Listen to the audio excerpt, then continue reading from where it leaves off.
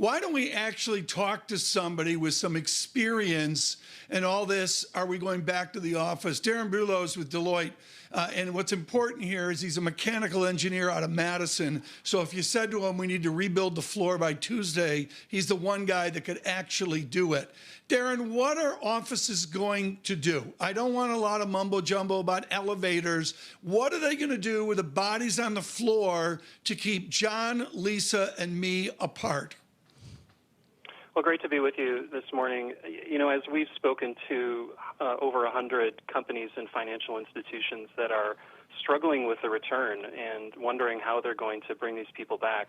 First off, they're going to bring them back in waves. We've all heard that.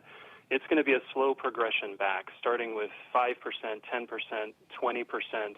There will be social distancing in the workplace. Companies will either remove chairs from the floor, drape those chairs, tape those chairs off, and try to keep people socially distant. It's an imperative. And, you know, how they do that in terms of other improvements that they're going to make to the workplace remains to be seen. Yeah. Okay, well, let's go to Madison Economics, Wisconsin-Madison Economics, which is just not only the obvious dynamic, but it's a less obvious dynamic. People want to come back to the office. Are they going to want to, or are they going to be ordered to?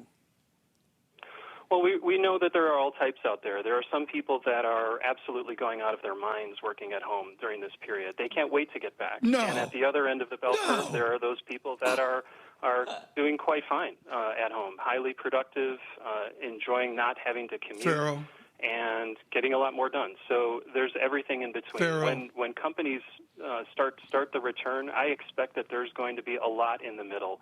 Companies or employees that are going to spend part of their work week in the office and part of their work week remote. Darin, I'm wondering how expensive it's going to be for companies to outfit their offices in a way that does prevent people from getting sick. How much are you seeing this investment happening now at a time when it's unclear how many people will ultimately be returning to the office full time?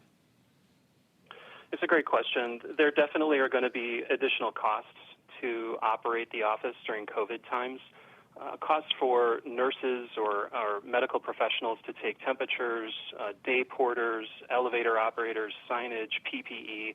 Our analysis suggests that this cost can translate to as much as $3,000 to $4,000 or even higher per returning employee to the office. If we imagine or realize that the total cost of occupancy in these high-rise buildings in downtown office markets in the United States are anywhere from $8,000 to $12,000 per worker, this could represent 30, 40, even up to 50% increase in occupancy costs during COVID times. Darin, during COVID times being the operative phrase here, going forward, how much is this going to increase costs, and how much do you expect it to decrease the need for real estate as companies look to satellite offices or more permanent work from home situations? Yeah, it's a great question. I think the COVID costs that I just mentioned would be certainly on a temporary basis during this pandemic management protocol that we're going to be operating under. It remains to be seen how many companies are actually going to adjust the footprint with hard costs, additional walls, different furniture, different layouts, which would be much more of an expense. If we can realize a quick resolution to the pandemic, I would expect many of the temporary costs to sunset, and then companies to be able to potentially redensify, go back to the old ways of working, if you will, with the exception that there will be a larger proportion of the workforce that would be working at home. If companies are able to redensify the footprint, if we can go back to shaking hands and socially be proximate to one another, I would expect that companies would need less space, less office space. There should be an opportunity for companies to take advantage of the additional 10 or 20 or 30% or more of their office employees that would be working remote and potentially use less square footage in the long term.